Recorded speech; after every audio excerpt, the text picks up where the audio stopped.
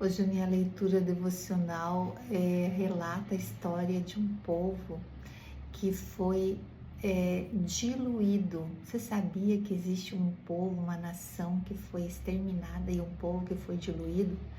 E você sabia também que essa história está registrada no livro mais curto do Antigo Testamento?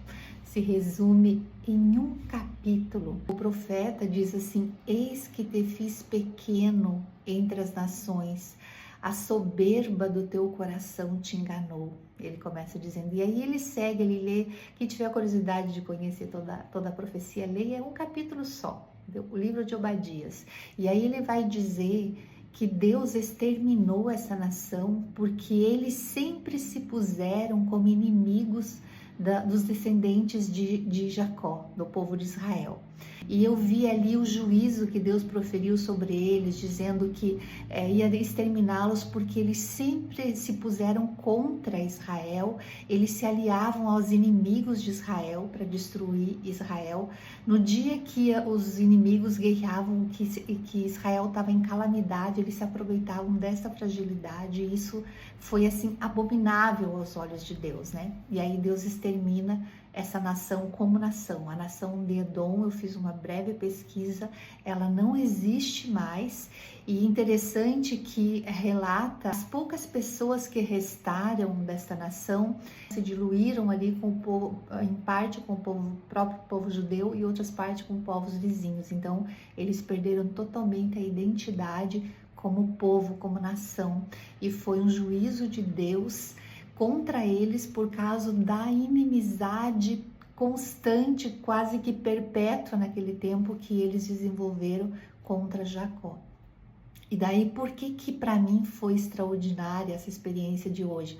Porque aí Deus me reportou para a história de Jacó. Porque assim, quando eu ouço a história de Jacó, eu já ouvi tantas e tantas pregações e todo mundo fala porque Jacó, o nome dele era enganador, porque ele enganou o pai para pegar o direito de primogenitura, porque a mãe ajudou, compactuou.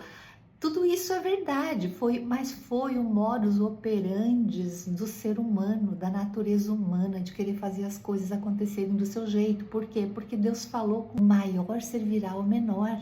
Mas por que Deus disse isso? Né?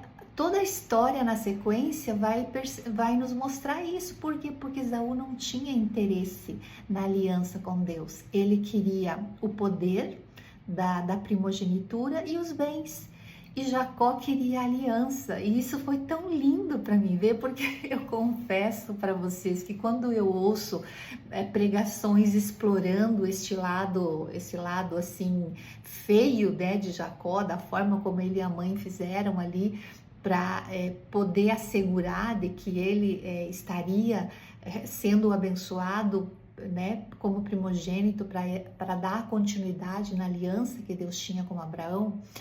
E aí, assim, vendo tudo isso, assim, eu voltei lá para Gênesis 32 e eu quero que você acompanhe comigo essa leitura para você ver que glorioso, que grandioso, uma pessoa que veio a ser a nação de Israel.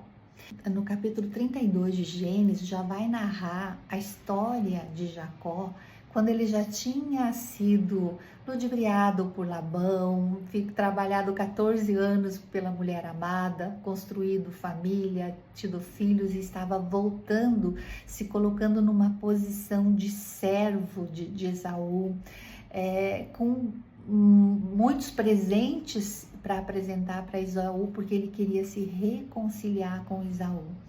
Anjos de Deus lhe saíram para encontrá-lo. E quando ele viu os anjos do Senhor, ele disse: este é o acampamento de Deus, e chamou aquele lugar de Manaim. E aí, quando interessante aqui, ele toma algumas medidas ali em relação a seguir ali a caravana, e ele fica sozinho, depois que despediu ali as esposas e os filhos. lutava com ele um homem até o romper do dia. Vendo este que não podia com ele, tocou-lhe na articulação da coxa, deslocou a junta da coxa de Jacó na luta com o homem e disse: deixa-me ir, o homem que estava lutando com ele, deixa-me ir, pois já rompeu o dia. Respondeu Jacó: não te deixarei ir, se não me abençoares. Então, olha o que ele queria de Deus, ele queria a bênção da aliança. E aí perguntou, pois, o homem: como te chamas? Ele respondeu: Jacó, que no significado quer dizer enganador, né? Então disse: já não te chamarás Jacó, e sim Israel. Aqui nasceu o nome da nação de Israel, a nação eleita em Jacó, dos patriarcas da aliança de Deus, né? Ele fala assim: lutaste com Deus e com os homens e prevaleceste. Deus se rendeu à insistência de Jacó pela bênção da aliança. E aí tornou Jacó e disse: rogo-te, como te chamas? Perguntou o nome, né, do homem que lutava com ele. Respondeu ele: por que perguntas pelo meu nome? E o abençoou ali. Então, que importa o meu nome? Nem o teu nome não importa mais. Você alcançou a bênção. Você foi abençoado. Você dará continuidade na aliança que Deus fez com o teu pai Abraão. Você é o sucessor.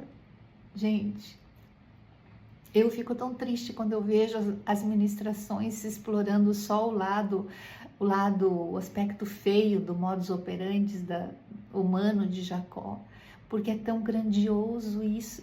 Para mim não tem nada mais grandioso do que ver isso aqui, o próprio Deus dizer para ele: você lutou como um príncipe, você não lutou como um enganador, você lutou como príncipe e prevaleceu. O que é mais tremendo, você prevaleceu e abençoou ele e mudou o nome dele e instituiu o nome dessa nação que já vem, né, há tantos mil anos, né? E ela está ali, permanece ali, porque o Senhor tem uma aliança com os nossos patriarcas. Louvado seja Deus.